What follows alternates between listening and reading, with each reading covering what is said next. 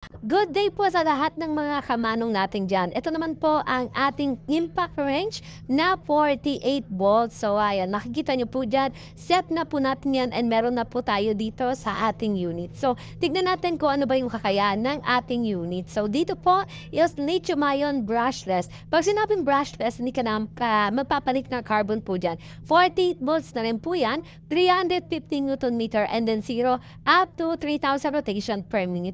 One up drive na po yan, pang 2 wheels, pang 3 wheels at maging 4 wheels ay kayang-kaya po ng ating impact range. Okay, makikita niyo po dito mga kamano, meron na po siyang ayan, pampihit. So ito, speed control po natin yan. Okay, ganyan po yan mga kamano.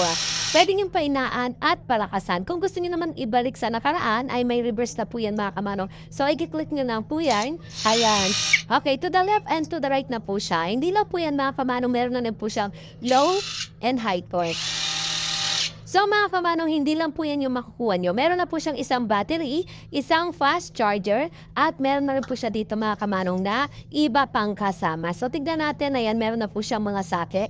Sa socket natin, iba't ibang sizes na po yan mga kamanong. Ito po meron na po siyang 17, 19, and 22 mm na po yan, 6 points. And then ayan, 1-up drive na po siya mga kamanong. Chrome vanadium pero kulay black. Hindi lang po yan mga kamanong, meron na rin po siyang beads. Okay, pang-screw po ito mga kamanong. Okay, gagamitin niyo po yan, ipapasok niyo lang po siya sa ating unit. Huwag kayong mag-alala mga kamanong, may open na po yan. So, ayan, ipapasok niyo lang para magamit siya po siya.